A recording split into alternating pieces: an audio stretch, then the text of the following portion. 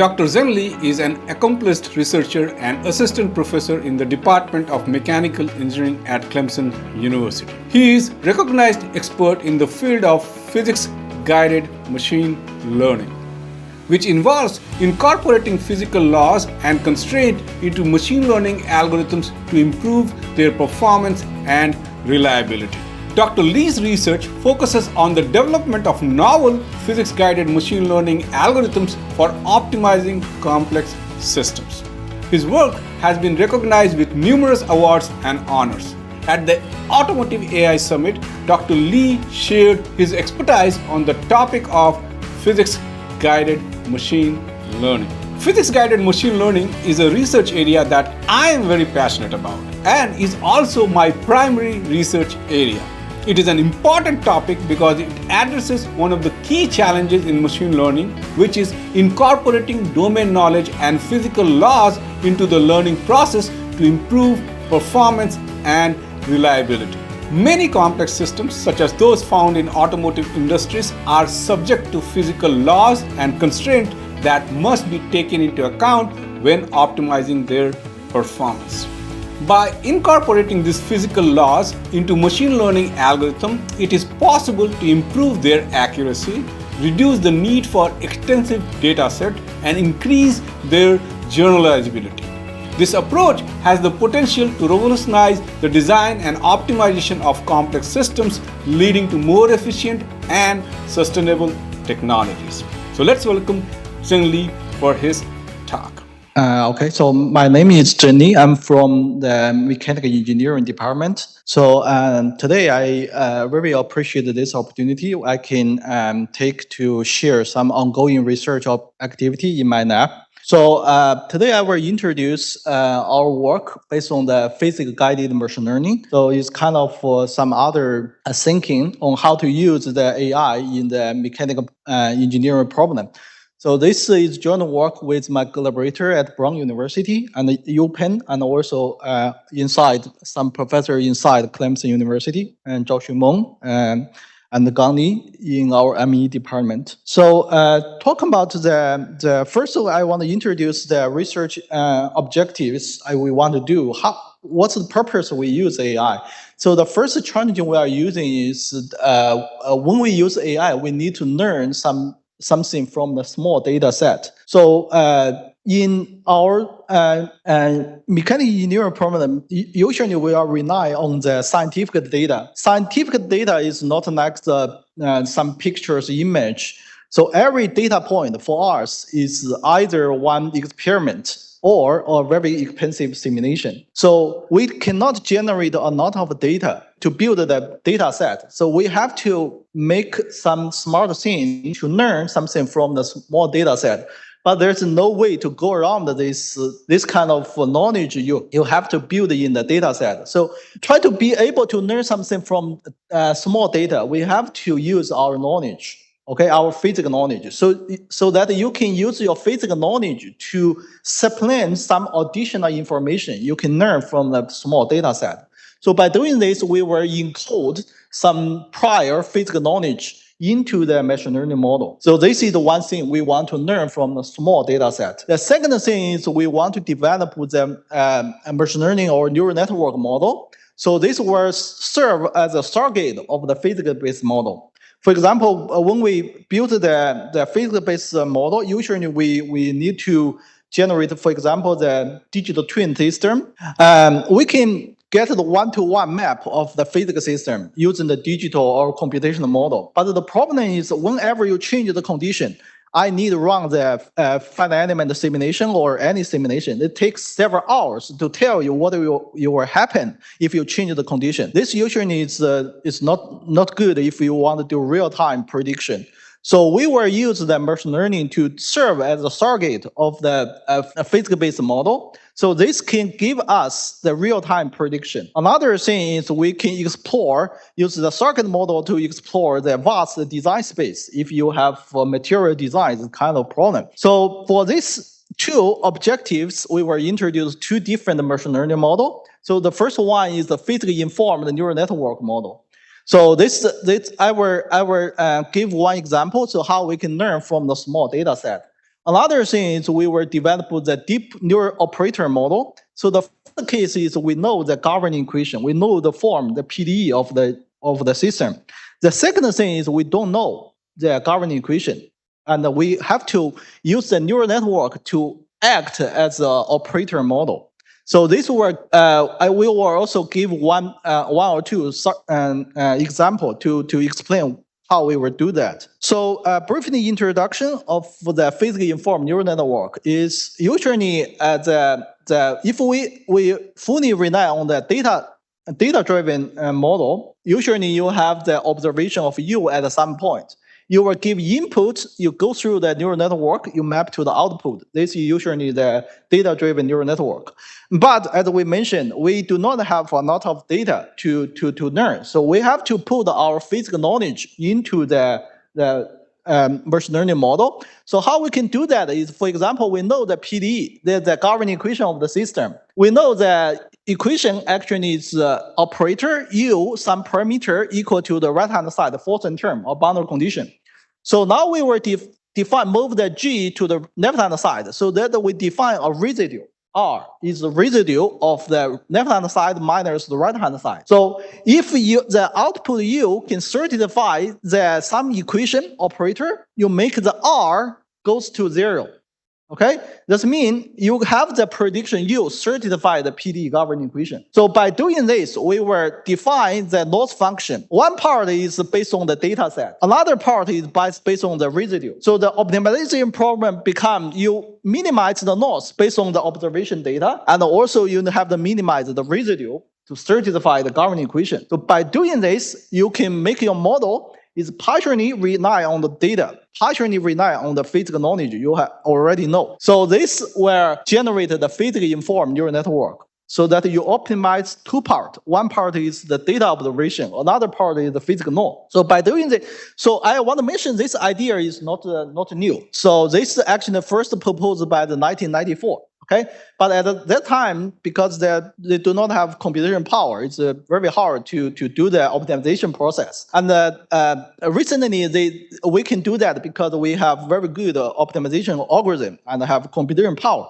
We can use this model to define we can use the physically informed neural network we call the PINN, so solve the PDE. So as we mentioned, because you put the PDE inside the machine learning model, now you solve the PDE, you can just go through 3 steps. First, you define the pin architecture. The second, you define the loss function. And then third step is train the model. Then you can solve any different type of PDE. So for example, now you can define a PDE function looks like that. This is the wave propagation function. And you can define the architecture, define the loss function, then optimize it. Then you can solve the problem. So based on the design, I give one example. Actually, you have the physically informed neural network. You can do 2 different problems. First, you can do the forward problem. Forward problem means you have the governing equation. The PDE is given.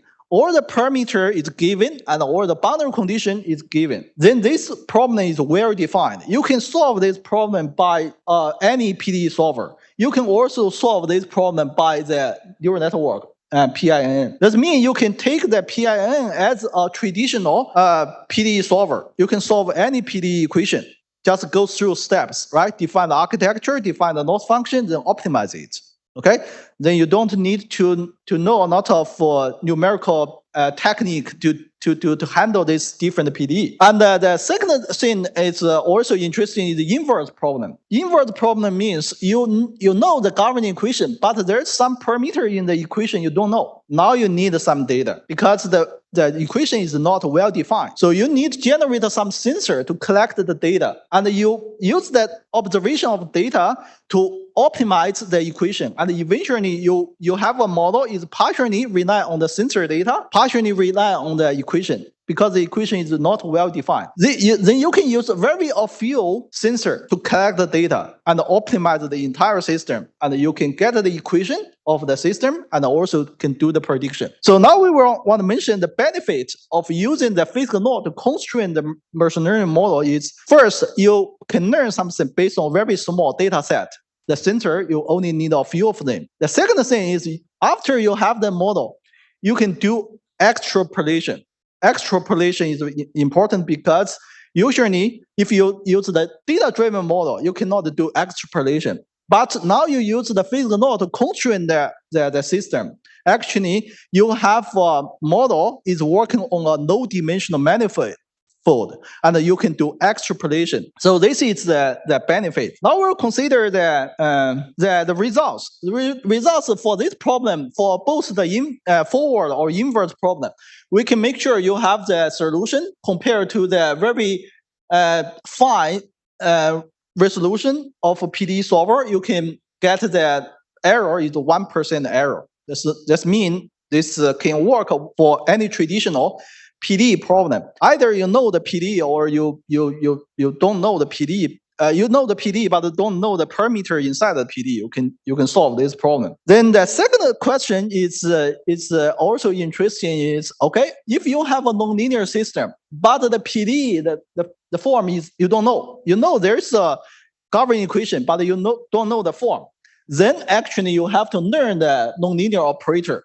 So from some data. So we introduce when you use the neural network to do the mapping, the first thing very easy to understand, you have the input data U. U is a time-dependent function. Okay, you have the output is an operator applied to the U. So you can very easily for one curve, you can train a neural network to map to another curve. And you have a new curve, you can do another training to map the output GU. But the problem is whenever you do functional approximation, you can map this curve to this curve, map this curve to this curve.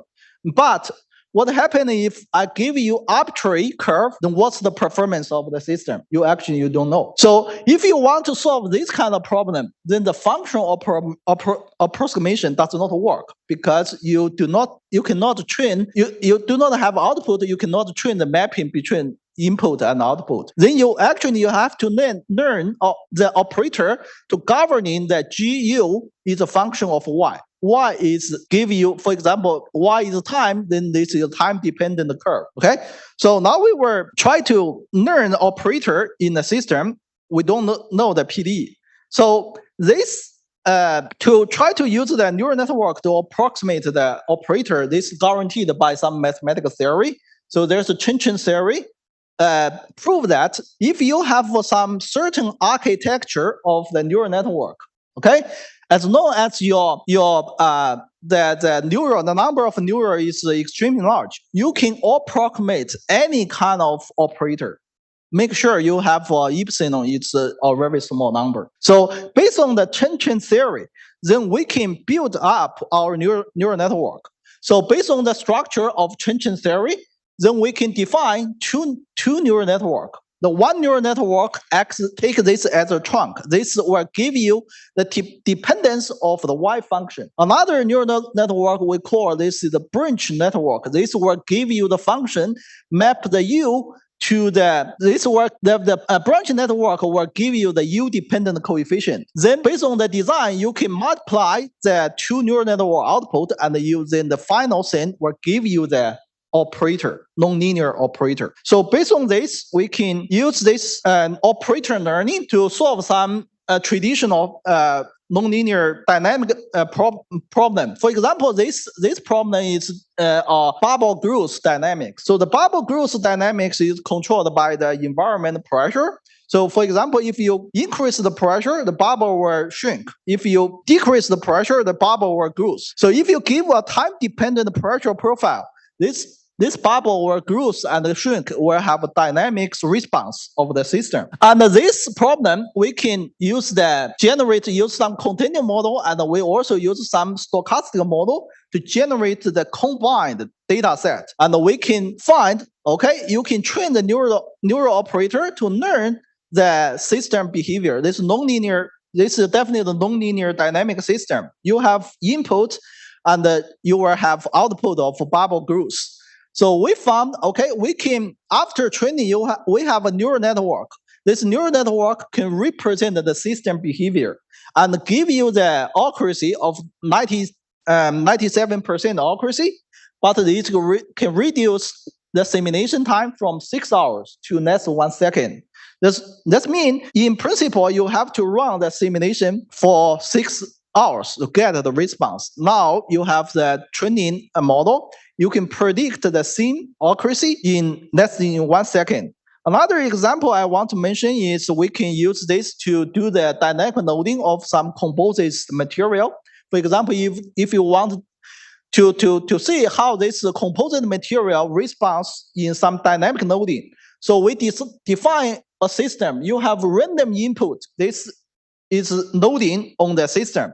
Then actually you want to know the composite material, each cross section, how the stress tensor change over time. So this is one snapshot to show this is one cross section. The shear stress is changing with the time. And then we can guarantee you have after you learn the operator, you can get the 96% accuracy, but the prediction will be less than 1 second. And to predict any loading. So the last slide I want to show you is, as we mentioned, you learn the operator. You are not to do the function approximation. After you learn the operator, so we will see this is the training data set. Training data set, the loading will generate some smooth function, but it's random generated smooth function.